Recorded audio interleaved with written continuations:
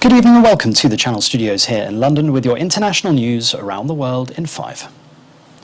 A new report suggests that rights activists, journalists and lawyers around the world have been targeted with phone malware sold to authoritarian governments by an Israeli surveillance firm. The list of some 50,000 phone numbers of people believed to be of interest to clients of the company were leaked to major news outlets. The company said it is intended for use against criminals and is made available only to military, law enforcement and intelligence agencies from countries with good human rights records. The software known as Pegasus infects iPhones and Android devices to enable operators to extract messages, photos and emails and secretly activate cameras.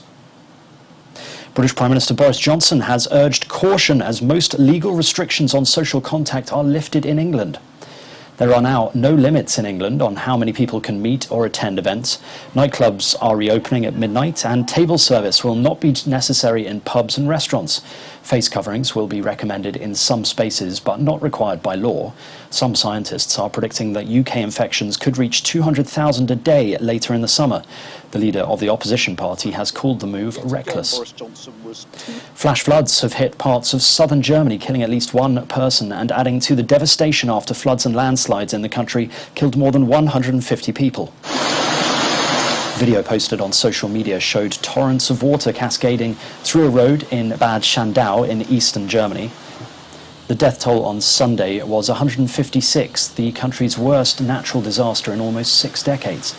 Hundreds of people were still missing or unreachable as several areas were inaccessible due to high water levels, while communication in some places was still down. Meanwhile, torrential floodwaters tore through the Austrian town of Hallein near Salzburg during the weekend as the Salzach River burst its banks after heavy rains. Large parts of Russia are alight as a total of 419 wildfires in various regions of the country have been recorded in the past 24 hours. Smoke from wildfires covered the Siberian city of Yakutsk on Sunday, where people were advised by the mayor to stay home and not open windows as the region fights unprecedented blazes, which the government blames on climate change. Fires tear through Russian forest land every year, but they have become more intense in recent seasons amid unusually high temperatures across the northern Siberian tundra. An American father and son have been sentenced for their role in ex-Nissan chief Carlos Ghosn's escape from Japan in 2019. The Tokyo court sentenced US Special Forces veteran Michael Taylor to 2 years in prison. His son Peter was handed a term of 1 year and 8 months.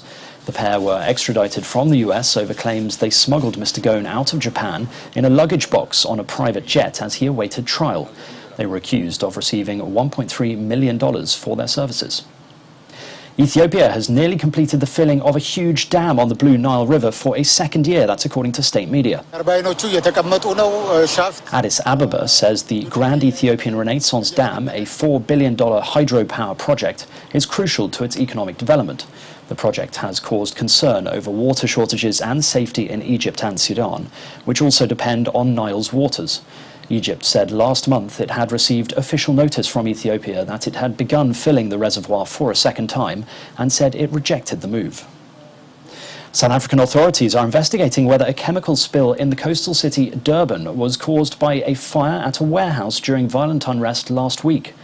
Protests broke out after the jailing of former President Jacob Zuma and, fueled by other grievances, descended into looting and arson. More than 200 people were killed and hundreds of businesses destroyed, with much of the violence focused on Zuma's home province where Durban is located. Other possible causes for the spill are being investigated, and local residents have been urged not to use beaches in the area. And finally, check out these pictures of a massive sandstorm that has engulfed Gansu province in northwest China. The storm generated a huge wall of sand, dozens of meters high, which hampered visibility and disrupted traffic on a major highway.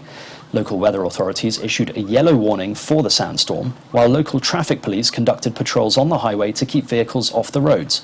Sandstorms are common in China. In March, the worst sandstorm in a decade hit Beijing, forcing airlines to ground hundreds of flights.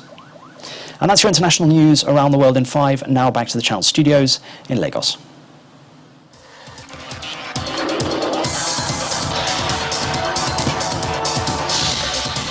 Many thanks, Simon. With just days to go until the start of the Tokyo 2020 Games, the Olympic flame continued its restricted journey through